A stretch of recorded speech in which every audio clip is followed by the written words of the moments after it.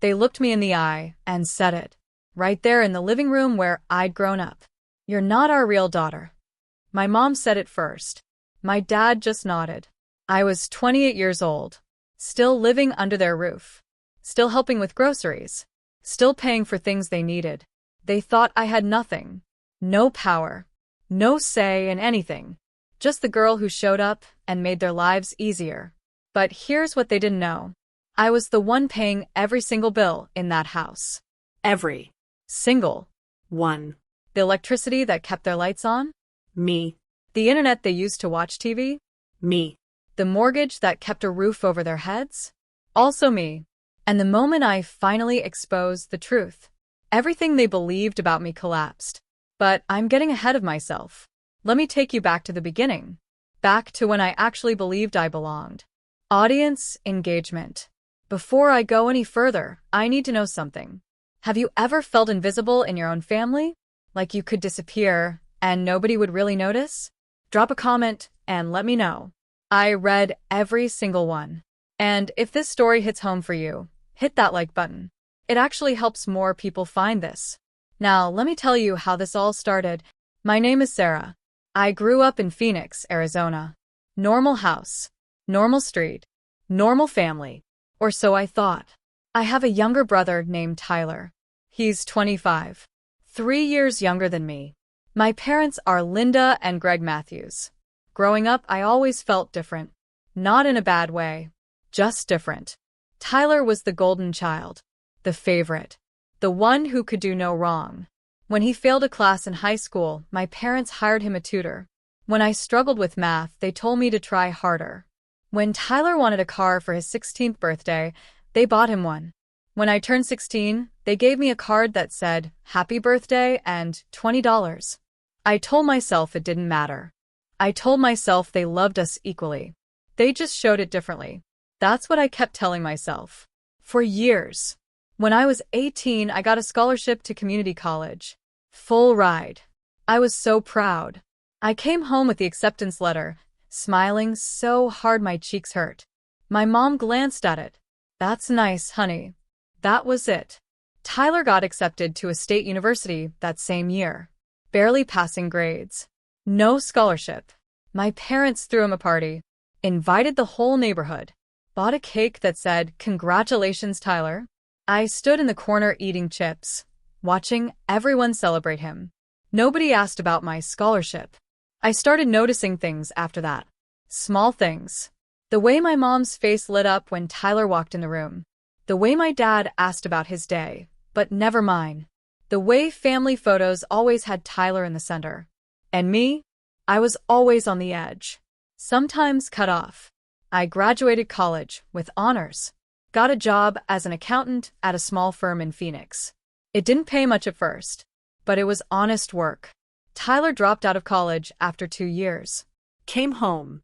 No job. No plan. My parents welcomed him with open arms. "He just needs time to figure things out," my mom said. I moved back home after college too. Temporarily. Just until I saved enough for my own place. But life has a way of trapping you. 6 months turned into a year. A year turned into 2. Before I knew it, I was 25 and still sleeping in my childhood bedroom. The pink walls I'd painted when I was 12. The same squeaky bed. The same view of the neighbor's fence. Here's the thing though. I wasn't living there for free. I was paying rent. $500 a month. My parents said it was fair. Helping with bills. I didn't argue. Tyler lived there too, rent-free. "He's still getting on his feet," my dad explained. Tyler was 22 at the time. No job. Played video games all day. I worked 9 to 5. Sometimes later. Came home tired. Made dinner most nights because my mom said she was too tired. Did the dishes. Took out the trash. Tyler did nothing. And nobody said a word. I started paying for other things too. Groceries, because my parents said money was tight. The electric bill, because they got a shut-off notice. The water bill, same reason. Then the internet. The cable. The phone plan. It happened slowly. So slowly, I didn't realize what was happening. One day I was paying $500 in rent. The next I was paying almost everything. I didn't mind at first. They're my parents, I thought. Family helps family. That's what my mom always said. Family helps family, Sarah. She said it so often it became background noise. But I noticed she never said it to Tyler. He never helped with anything. When I was 26, I got a promotion. Senior accountant. Better pay. Real benefits. I was excited. I told my parents at dinner. That's great, Sarah, my mom said, not looking up from her plate. Tyler was on his phone. My dad nodded. Good for you. That was it. 3 seconds of acknowledgement. Then my mom turned to Tyler. So, what do you want to do this weekend, sweetie? I felt something crack inside me. Small. Barely noticeable. But it was there. A week later, my mom asked if I could help with the mortgage. Just this month, she said. We're a little short. The mortgage was $1,200. I looked at her. She smiled. That same smile she'd given me my whole life. Warm. Familiar. You're doing so well now with your promotion, she added. Family helps family, right? There it was again. That phrase. I paid it. And the next month. And the month after that. $1,200 for the mortgage. $500 for groceries. $200 for utilities. $300 for other random things. Car insurance. Tyler's phone bill. New tires for my dad's truck. I was bringing home about $4,000 a month after taxes. I was giving my parents over $2,000 of it. Living in a childhood bedroom. Eating leftovers. Watching Tyler do absolutely nothing. My coworker Emma noticed. We were having lunch one day. She asked how my weekend was. Okay, I said. Help my parents with some stuff. You still living at home? I nodded. Must be nice, she said. Saving money. I almost laughed. But I didn't. I just smiled. Yeah.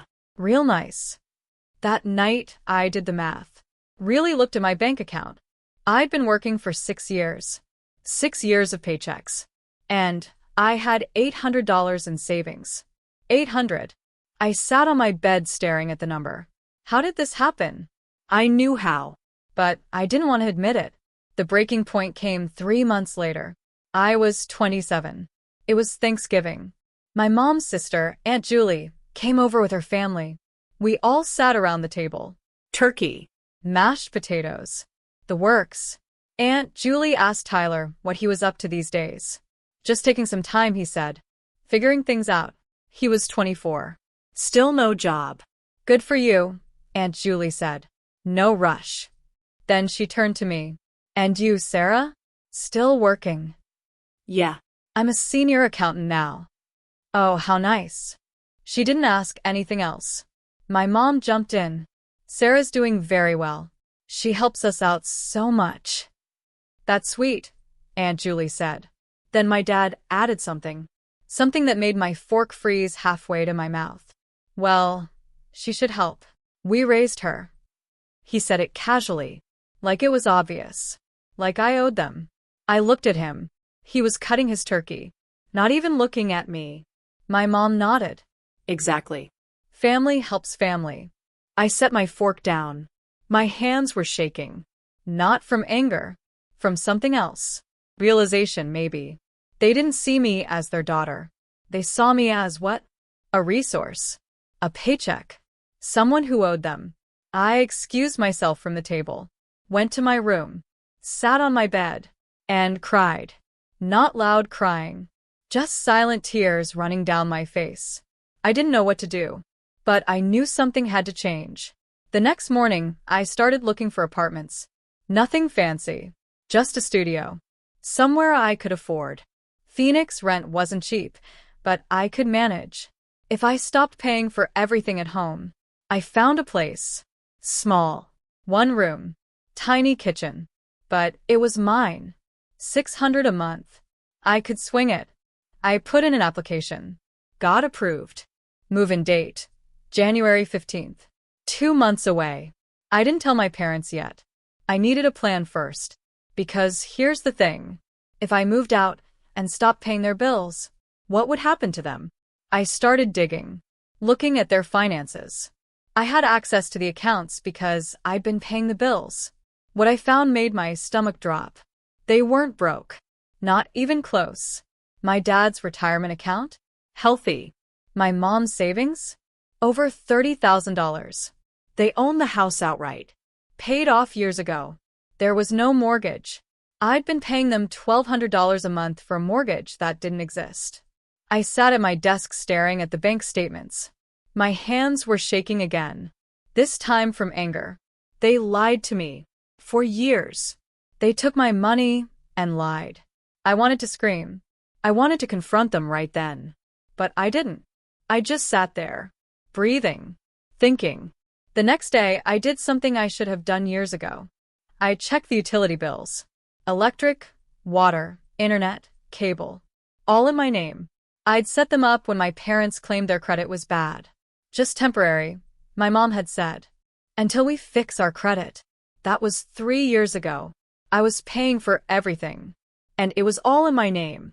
I made a list. Everything I paid for. Electric, $150 per month. Water, $80 per month. Internet, $70 per month. Cable, $120 per month. Mortgage, $1,200 per month that didn't exist. Groceries, $500 per month. Tyler's phone, $80 per month. Random stuff, $300 per month. Total, $2,500 a month. For 2 years. That's $60,000. $60,000 I'd given them. While living in a childhood bedroom. While they had savings. While Tyler did nothing. I felt sick. I went to work the next day like normal. Came home like normal. Made dinner like normal. My mom smiled at me. Thanks for cooking, honey. I smiled back. No problem. But inside I was screaming. That weekend my parents sat me down. We need to talk, my mom said. My heart started racing. Did they know I was looking for apartments? We sat in the living room. Tyler was out. As usual. My dad cleared his throat. Sarah, we've been thinking. Here it comes, I thought. You're almost 28 now, my mom continued. I nodded. And you're doing well. Good job. Stable income. Okay. My dad leaned forward. We think it's time you started thinking about your future. I almost laughed. My future? I'd been paying for theirs. What do you mean? I asked. My mom smiled. That same warm smile. We think you should start saving. Maybe buy your own place someday. I stared at her. Was she serious? So maybe, my dad added, you could cut back on some of the help you give us. Wait. What? We don't want to hold you back, my mom said. I couldn't believe what I was hearing. They were giving me permission? Permission to stop paying their bills? We can manage, my dad said. We'll figure it out. I should have felt relieved. But I felt something else. Suspicious. This didn't make sense. Are you sure? I asked. Absolutely, my mom said. You've helped us so much. But it's time you focused on yourself. Something was wrong. I could feel it. But I just nodded. Okay. Thank you. That night, I couldn't sleep. Why now? Why suddenly tell me to save money? After years of taking everything I had? The answer came 2 days later. I was at work when Tyler called. Tyler never called me. Hey, he said. What's up? So, I need to tell you something. My stomach dropped. Okay. I'm getting married. I almost dropped my phone. What? Yeah. Her name's Ashley. We've been dating for 6 months. 6 months? I didn't even know he had a girlfriend. Congratulations, I said slowly. Thanks. So, we're gonna move in together. Ashley's parents are helping us get an apartment. That's great, Tyler. Yeah. So I'll be moving out next month. And there it was. The reason. Tyler was leaving. Which meant they were losing their free live-in helper. They needed me gone too. So they could, what? Downsize? Sell the house. I didn't know yet. But I was going to find out. That evening, I came home early. My parents were in the kitchen, talking in low voices. I stood in the hallway, listening. Once Sarah moves out, we can list it, my dad said. Are you sure? My mom asked. The market's good. We'll make at least $400,000. My heart stopped. They were selling the house. And the condo in Scottsdale? My mom asked. Already put the deposit down. 2 bedrooms. Pool. Perfect for us. They bought a condo. While I was paying their fake mortgage. While I lived in a childhood bedroom. They were planning their retirement. What about Sarah? My mom asked. My dad sighed. She'll be fine. She's got a good job. But should we tell her? Not yet. Let her find a place first. Then we'll tell her we're selling. I backed away slowly. Went to my room. Closed the door. And sat on my bed. They were kicking me out. Without saying it directly. Just encouraging me to leave. So they could sell the house I'd been paying for. And move to Scottsdale. Without me. I should have been hurt. Maybe I was. But mostly, I was angry. No. Furious. The next morning, I made a decision. I was done. Done helping. Done being invisible. Done being used. I went to the bank on my lunch break. Transferred all the utility bills out of my name. It took some phone calls. But I got it done. Electric, water, internet, cable. All switched back to my parents' names. Effective immediately. Then I canceled Tyler's phone plan. He wasn't my responsibility. Never was. I felt lighter with each call. Like cutting strings. One by one. That night at dinner, my phone buzzed. Tyler. Dude, my phone's not working. I didn't respond. An hour later, my dad got a notice. The electric bill was due. In his name. He looked confused. Linda, did you pay the electric?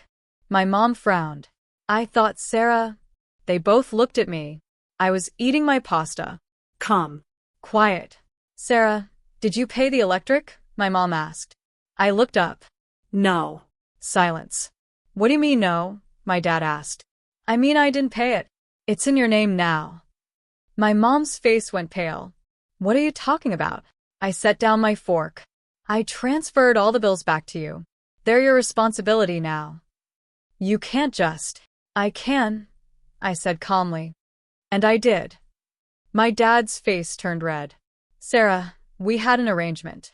No, I interrupted. You had an arrangement. I was just paying because you asked. This is ridiculous, my mom said. You live here. You should contribute. I stood up. My chair scraped against the floor. I've contributed $60,000 over the past 2 years. They froze. 60,000. I repeated. For a mortgage that doesn't exist. For bills you can afford. While you plan to sell this house and move to Scottsdale without telling me. My mom's mouth opened. Nothing came out. My dad looked away. How did you? I'm an accountant, I said. I look at numbers for a living. Silence. Heavy. Thick. Sarah, my mom finally said. Let us explain. No. I picked up my plate. Put it in the sink. I'm moving out January 15th. Until then, I'll pay rent for my room. $500. That's it. I walked toward the stairs. Sarah, wait. I didn't wait. I went to my room, locked the door, and breathed. My whole body was shaking. But I did it. I finally said it. The next few days were weird. Silent. My parents barely spoke to me. Tyler moved out that weekend. Packed his stuff. Ashley's dad came with a truck. He didn't say goodbye. Just left. My mom cried. Hugged him like he was going off to war. Call me every day, she said. I will, Mom. I watched from my bedroom window. Nobody hugged me like that. Nobody ever had. That night, it was just the 3 of us. Dinner was quiet. Just the sound of forks on plates. My dad finally spoke. We need to talk about this. I looked up. About what? About you, stopping the payments. I set down my fork. What about it? My mom jumped in. Sarah, we're a family. Family helps each other. There it was again. That phrase. But this time, it didn't work. You're right, I said. Family does help each other. My mom looked relieved. So, when was the family planning to help me? I asked. Silence. When I was working 4 jobs in college. When I graduated with honors and nobody came to my ceremony. When I moved back home and started paying for everything. My dad shifted in his seat. We've helped you. How? I asked. Tell me one way you've helped me in the last 10 years. He opened his mouth, closed it, couldn't think of anything. My mom tried. We gave you a place to live that I paid rent for, plus the mortgage, plus every bill. We raised you. You raised Tyler too, but he never paid a dime. My mom's face flushed. That's different. Tyler struggled. Tyler chose not to work, I said. There's a difference. You don't understand. No, I said, standing up. I understand perfectly. I looked at both of them. Really looked. You're angry because I stopped being useful. My mom's eyes widened. That's not true. Then why are you selling the house? Silence. Complete silence. My dad's face went white. How did you know about that? I heard you. Last week. Talking about the condo in Scottsdale. My mom put her hand to her mouth. Sarah, we were going to tell you. When? After I moved out? After you sold the house I'd been paying for. You didn't pay for this house. I gave you $1,200 a month for 2 years for a mortgage that doesn't exist. My voice cracked. I was yelling now. I never yelled. That's almost $30,000 for a house you owned outright. My dad stood up. You need to calm down. No. I was shaking. I needed you to be honest. I needed you to treat me like I mattered.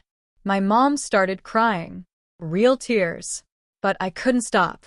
I gave you everything. My money. My time. My whole life. I wiped my eyes. And you were just waiting for me to leave, so you could retire. That's not fair, my dad said. What's not fair, I said quietly, is that you made me feel guilty for existing. I left the table, went to my room, slammed the door. And cried. Really cried. The kind of crying where you can't breathe, where your whole body shakes. I cried for the little girl who tried so hard to be good, for the teenager who wondered why she wasn't enough, for the woman who gave everything and got nothing back. I cried until I couldn't cry anymore. Then I washed my face and started packing. I wasn't waiting until January 15th. I was leaving now. I called Emma. Hey, can I ask you a huge favor? Of course. What's up? Can I crash at your place for a few weeks? I'll pay rent. I just need to get out of my parent house. Sarah, what happened? I'll explain later. Can I come? Yes. Absolutely. Come now if you need to. Thank you.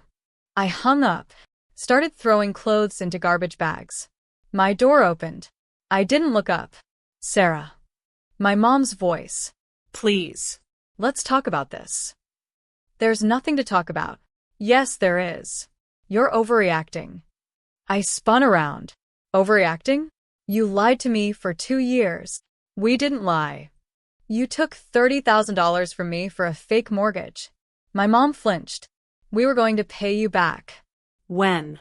When you sold the house and moved to Scottsdale? She didn't answer. Because we both knew the truth. They were never going to pay me back. Get out of my room, I said. Sarah. Get out. She left. I heard her crying in the hallway. I didn't care. I kept packing. 20 minutes later, my dad appeared. Your mother's upset. I didn't look at him. So am I. This is our house. You can't just leave like this. Watch me. I zipped up a bag. Started on another one. We gave you everything. I stopped. Turned to face him. You gave Tyler everything. I had to earn every scrap of affection I ever got. My dad's jaw clenched. That's not true. Name one time you came to something I did. One school event.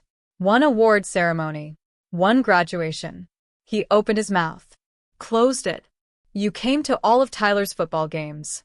Every single one. Even when he sat on the bench. He needed support. And I didn't. Silence. My dad looked old suddenly. Tired. I don't know what you want me to say. I want you to say you're sorry. He looked at me. Really looked at me. For the first time in years. I'm sorry, he said quietly. But it felt empty. like words he was supposed to say, not words he meant. I'll be out by tomorrow, I said. He nodded. Left. I finished packing. 5 garbage bags. That was it. 28 years of life. 5 bags. I loaded them into my car. It was dark now. Cold. I went back inside one more time. My mom was in the living room, sitting in the dark. I'm leaving, I said. She didn't look at me. Just like that? You're abandoning us? I almost laughed. I'm not abandoning you. I'm saving myself. After everything we did for you. What did you do for me? I asked. She looked up. Her face was red. Puffy. We raised you. Fed you. Clothed you. That's the bare minimum. That's what parents are supposed to do. You're so ungrateful. I gave you $60,000. My voice echoed in the empty room. I worked myself to exhaustion. I put my life on hold. For you. For this family. My mom stood up. We never asked you to do that. Yes, you did. Every time you said family helps family. Every time you guilt-tripped me into paying for something. That's not fair. You know what's not fair? I don't even have a savings account. I'm 28 years old, and I have $800 to my name. My mom looked away. We were going to help you. No, you weren't. You were going to sell this house and disappear. Silence. Heavy. Thick. Then my mom said something. Something I'll never forget. You know what your problem is, Sarah? I waited. You're not our real daughter. Time stopped. Everything went quiet. What? My mom's face was hard now. Cold. You heard me. You've never felt like ours. Always so different. So difficult. My dad appeared in the doorway. Linda. No, Greg. She needs to hear this. My mom stepped closer. A real daughter wouldn't abandon her family. Wouldn't throw everything back in our faces. I couldn't breathe. Couldn't think. A real daughter would understand that family comes first. My hands were shaking. You don't mean that. Don't I? My dad stepped forward. Linda, stop. Why? It's true. Look at her. She's nothing like us. Nothing like Tyler. Something inside me shattered. But then, something else happened. Clarity. Cold. Clear. Brutal clarity. I laughed.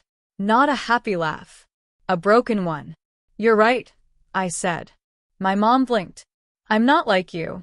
Thank God. I picked up my purse, headed for the door. Sarah, my dad called. I turned around. One last time. You want to know who your real daughter is? It's me. I'm the one who kept this family afloat. I pulled out my phone, opened my banking app. Every bill you paid for the last 2 years? I paid it. I showed them the screen. Transaction after transaction. Electric, water, internet, cable, groceries, Tyler's phone. My mom's face went pale. The property taxes you said you couldn't afford? I paid those too. I scrolled. The new roof last year? Me. The car repairs? Me. Dad's medical bills? Me. My dad sat down slowly. I was the one paying everything. Not you. Me. I looked at my mom. So, if I'm not your real daughter? Fine. Then, I'm not your bank account either. I walked to the door. Wait, my mom started. The utilities are in your name now. You'll get the bills. You'll have to pay them. I opened the door. The cold air hit my face. Good luck. I walked out, got in my car, drove away, and didn't look back. I stayed with Emma for 3 weeks. She lived in Tempe. Small apartment. 1 bedroom. She gave me the couch. Wouldn't let me pay rent. Just help with groceries, she said. She was a good friend. Better than I deserved. I told her everything. The whole story. She listened. Didn't interrupt. Just listened. When I finished, she hugged me. I'm so sorry, Sarah. It's okay. It's not okay. They used you. I knew she was right. But hearing it out loud made it real. Made it hurt more. What are you going to do? She asked. I don't know. But I did know. I was going to start over. Completely. The first week, I focused on work. Threw myself into it. Numbers. Spreadsheets. Logic. Things that made sense. Things I could control. My phone rang constantly. My mom. My dad. Tyler. Even Aunt Julie. I didn't answer. Just let it ring. The voicemails piled up. Sarah, please call us back. We need to talk about this. You're being childish. Fine. Be that way. Sarah, your mother's very upset. This is ridiculous. I deleted them all. Emma watched me do it. Do you want to listen to them? She asked. No. Are you sure? I looked at her. They had years to talk to me. To see me. They didn't. She nodded. Okay. The second week, something changed. I got a call from an unknown number. Usually I wouldn't answer. But something made me pick up. Hello.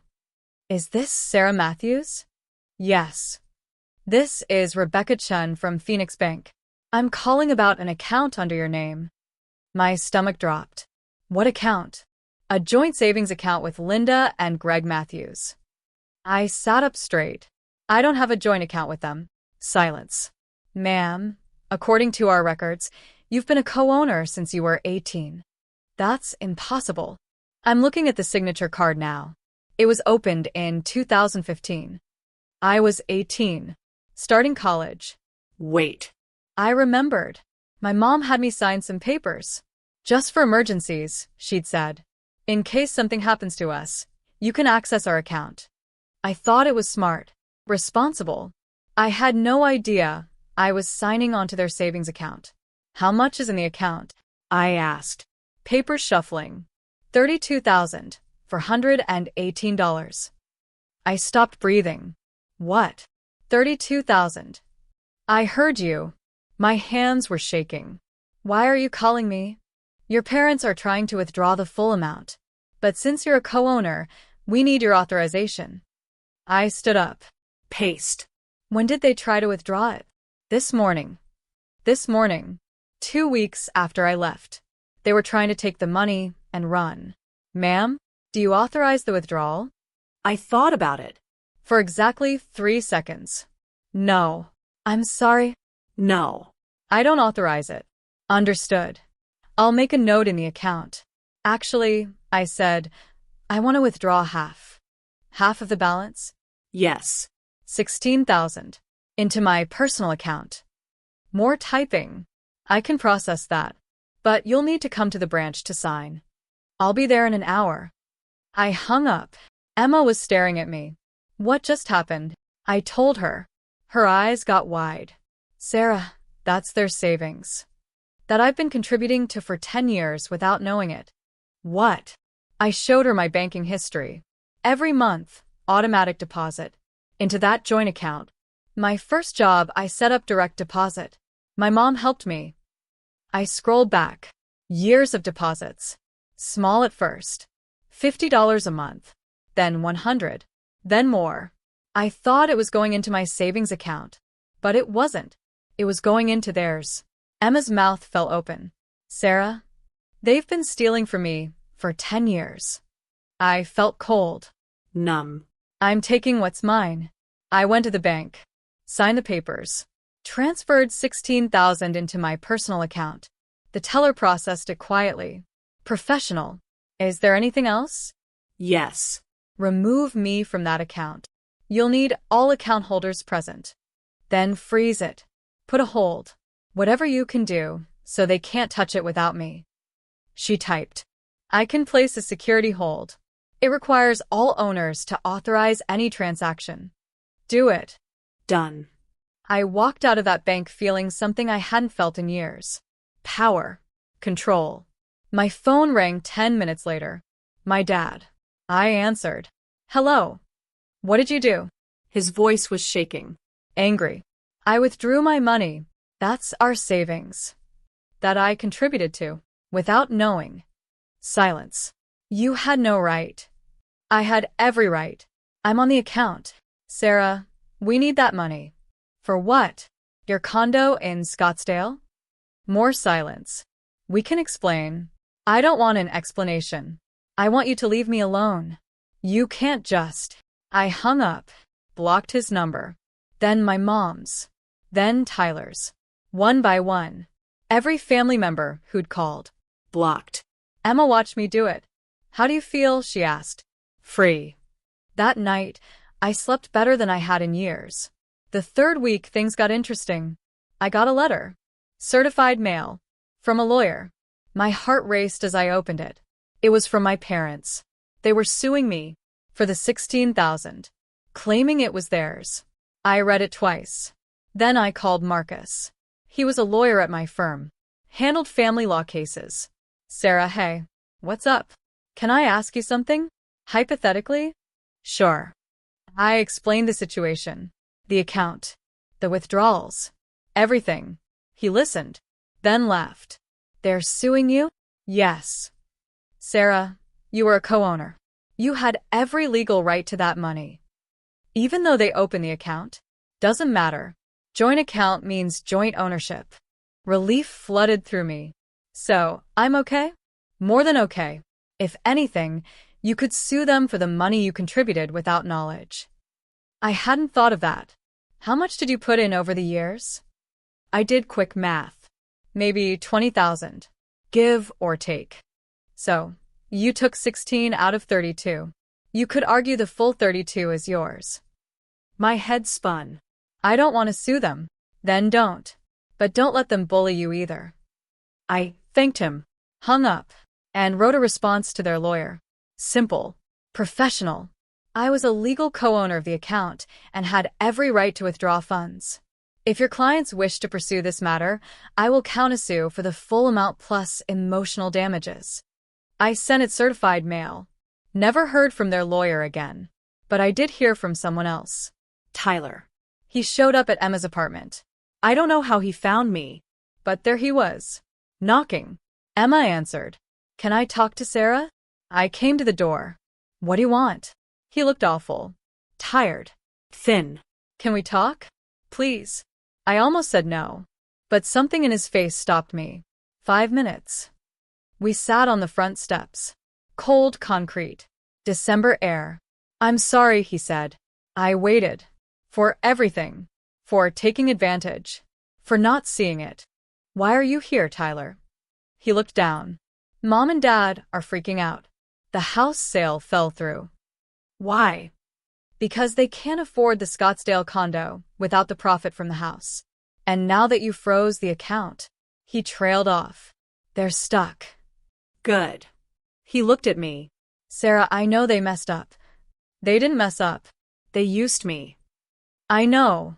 Silence. They used you too, he said quietly. I looked at him.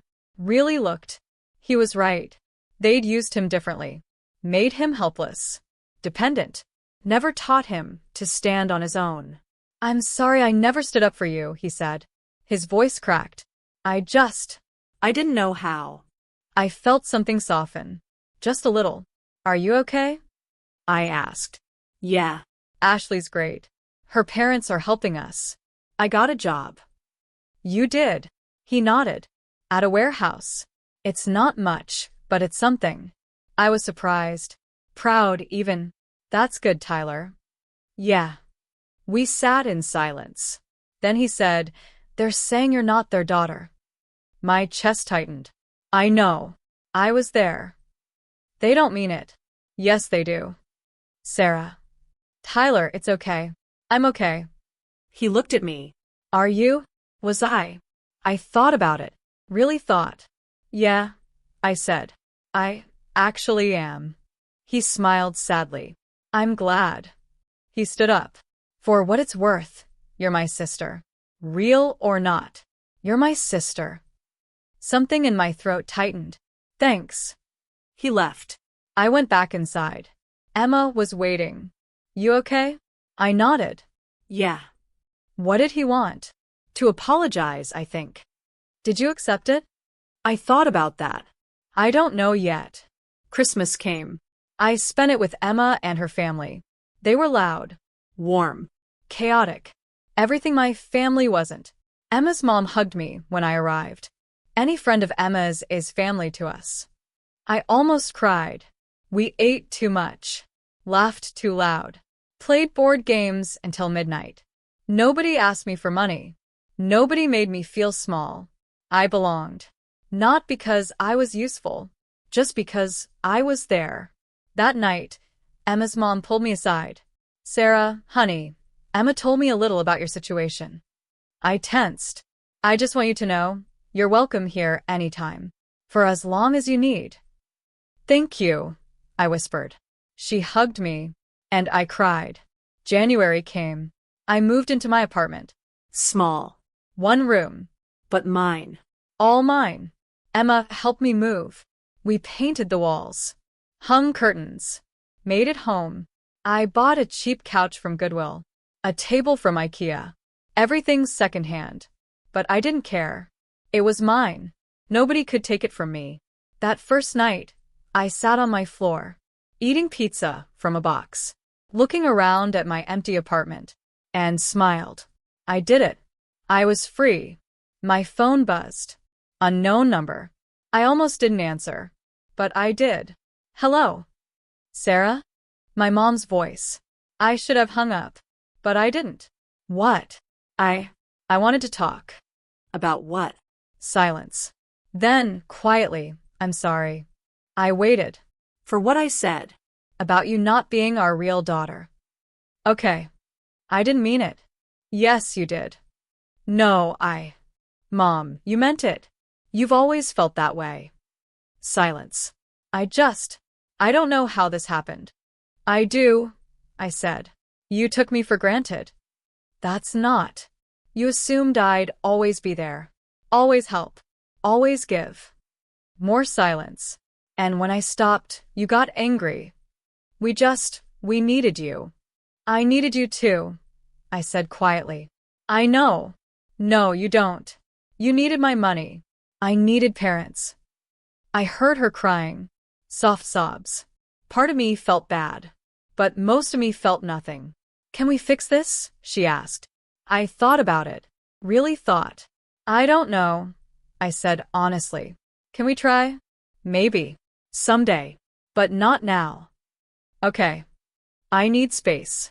I need time. I understand. And I need you to know something. What? I'm done being the family ATM. I'm done sacrificing myself for people who don't see me. Silence. If you want a relationship with me, it has to be real. Not based on what I can give you. Okay, she whispered. I mean it. I know. We sat in silence. Then I said, I have to go. Sarah. Goodbye, Mom. I hung up, set down my phone, And breathed. That was 6 months ago. I'm 29 now. I have my own place. A savings account with actual money in it. Friends who value me for who I am, not what I can provide. My parents and I talk sometimes. Short calls. Surface level. It's not perfect. Maybe it never will be. Tyler and I are closer now. He texts me updates about his life. His job. His marriage. He's growing up. Finally. I'm proud of him. Last week, my mom called. Your dad and I are going to therapy. That's good. The therapist wants to know if you join us. For family counseling. I thought about it. Not yet, I said. But maybe someday. Okay. I'm glad you're getting help though. Me too, she said quietly. We hung up. I don't know if we'll ever be a real family. The kind you see in movies. But maybe we can be something. Something honest, at least. For now, I'm focusing on me. On building a life I'm proud of. On being the person I needed when I was younger. I'm not bitter. Not anymore. I'm just free. And that's enough. The end. If you made it this far, thank you. Really. I know this was long, but I needed to tell it all. Because maybe someone out there needs to hear it. Maybe you're the family ATM in your house. Maybe you're the one everyone takes from. Maybe you feel invisible. If that's you, I want you to know something. You matter. Not because of what you give. Not because of what you do. But because you exist. You're allowed to set boundaries. You're allowed to say no. You're allowed to save yourself. Even if it means walking away from people you love. Especially then. It's not selfish. It's survival. And you deserve to survive. You deserve to thrive. Drop a comment if this resonated with you. Tell me your story. I'll read every single one. And if you learned something from this, hit that like button. Share it with someone who needs to hear it. Because we all deserve to be seen. Really seen. Not for what we can give, but for who we are. Take care of yourselves. You're worth it.